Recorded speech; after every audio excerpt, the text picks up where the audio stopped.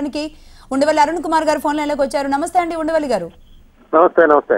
ఉండవల్లి గారు, అటు సిటీలోకి రానివ్వకుండా బుచ్చయ్య చౌదరి గారిని కూడా అదుపులోకి తీసుకున్నారు. ఇటు మిమ్మల్ని కూడా అక్కడ ఆయన ఆపారు. ఇక్కడ మిమ్మల్ని అదుపులోకి తీసుకున్నట్లుగా తెలుస్తోంది. ఎందుకంటే మీరు దాదాపుగా ప్రకాశం బ్యారేజ్ దగ్గరకు కూడా వెళ్ళినట్లు ఉన్నారు.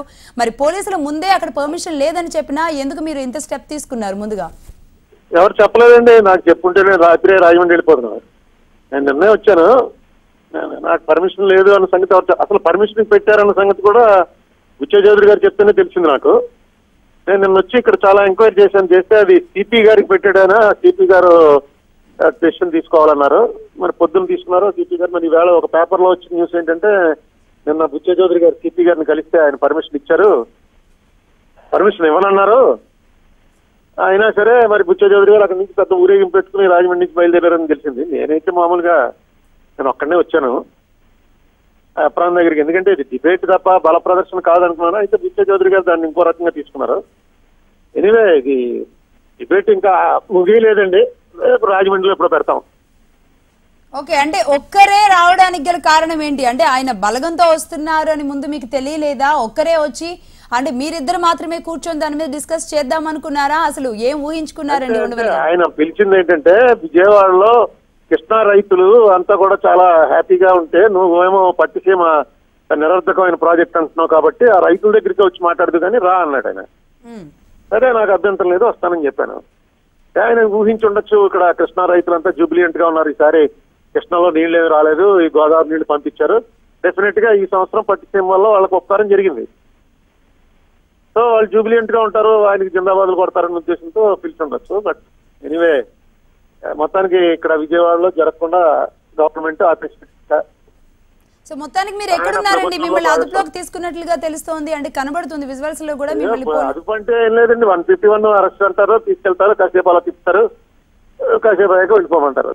ప్రెజెంట్ మీరు ఎక్కడున్నారు? ప్రెజెంట్ నేను బందర్ రోడ్ లో పోలీసుల ఆతిథ్యంలో వాళ్ళ కారులో కూర్చుని వాళ్ళతో కబుర్లు చెప్పుకుంటూ వెళ్తున్నాను. మధ్యలో మీ ఫోన్ రాకపోతే అరుణ్ కుమార్ గారు, మరి ప్లేస్ చేంజ్ చేసుకుని మళ్ళీ మీరిద్దరు మాత్రమే కూర్చొని డిస్కస్ చేసే అవకాశాలు ఉన్నాయా? ఖచ్చితంగా ఉన్నాయండి, ఖచ్చితంగా. అంటే ఆయనకి ఇంట్రెస్ట్ లేకపోతే నేను చెప్పలేను కానీ నేను ముందు నుంచి చెప్తున్నాను, నేను ఏ పార్టీకి సంబంధం లేనివాడిని. I'm not going to get any credit out of it. నాకేమి బుచ్చయ్య చౌదరి గారి మీద మార్కులు సంపాదించాలనేటువంటి దానికి నేను రాజకీయాల్లో లేను. నా లెక్క ప్రకారం ఖచ్చితంగా పట్టిసీమ అనేది పోలవరానికి ప్రత్యామ్నాయం కాదు. పోలవరం అనేది వీళ్ళకి కట్టే ఉద్దేశం ఉన్నట్టు నాకు అర్థం అవ్వట్లేదు. నాకు చెప్పండి నన్ను. I'm convince.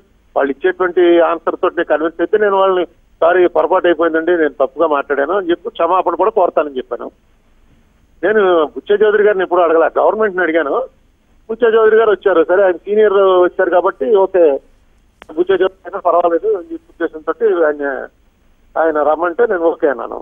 కానీ మరి ఆయన్ని అదుపులో తీసుకున్నారు, నన్ను అదుపులో తీసుకున్నారు. ఎందుకు ఈ డ్రామా అంతా? బుచ్చయ్య చౌదరి గారు రూలింగ్ పార్టీ మెంబరు, ఇవ్వట్లేదా పర్మిషన్ అంటే ఆయన పర్మిషన్ లేదు కాబట్టి క్యాన్సిల్ చేసామంటే అయిపోను. ఆయన అసలు ఎందుకు ఇంత జనంతో రావాల్సి వచ్చిందో ఏమో నాకు అర్థం అవ్వాలి. దీని వెనకాల నేను ఎలా అని అనుకోలే, ఎక్స్పెక్ట్ చేయలే.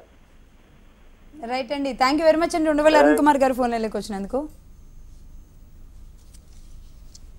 మొత్తానికి పట్టిసీమ అవినీతిపై ఉండవల్లి గోరంట్ల పరస్పరం సవాళ్లు విసురుకున్నారు. ఆధారాలతో సహా అవినీతిని నిరూపిస్తాను అంటూ ఉండవల్లి సవాల్ విసిరితే బహిరంగ చర్చకు సిద్ధమంటూ గోరంట్ల కూడా సై అన్నారు. వాళ్ళిద్దరూ అసలు ఏమనుకున్నారో ఇప్పుడు ఒకసారి చూద్దాం.